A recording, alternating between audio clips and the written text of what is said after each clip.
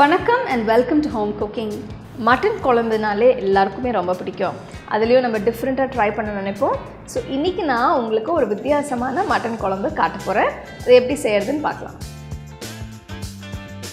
ஒரு கடாயிலையோ இல்லைன்னா பெரிய சாஸ்பேன்லேயோ ஒரு 2 டேபிள் ஸ்பூன் எண்ணெய் எடுத்து பட்டை, லவங்கம், கிராம்பை போட்டு 5 மீடியம் சைஸ் வெங்காயம் நறுக்குனதை போட்டு நல்லா வதக்கணும்.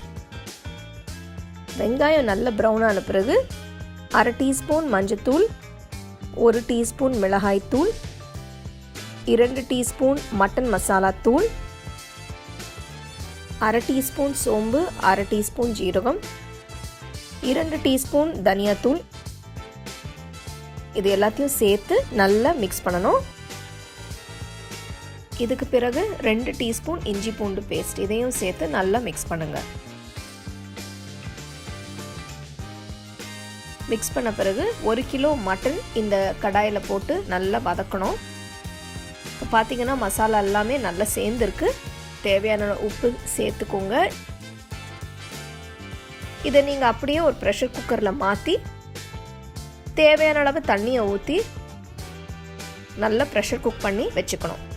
அடுத்தது தனியாக ஒரு கப்பில் ஒரு 10 காஞ்ச மிளகாய் அந்த உள்ளே இருக்கிற சீடை எடுத்துட்டு தண்ணியில் போட்டு ஊற வைக்கணும். நல்லா ஊற வச்ச பிறகு ஒரு மிக்சி ஜாரில் போட்டு நல்லா மையாக அரைச்சி வச்சுக்கோங்க.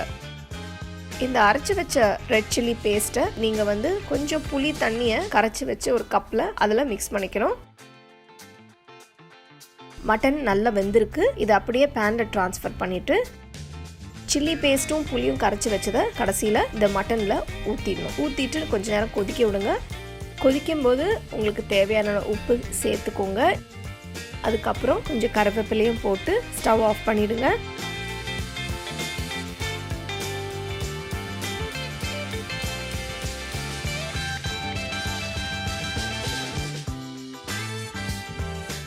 இந்த மட்டன் குழம்பு எப்படி செய்யறதுன்னு பார்த்தோம்.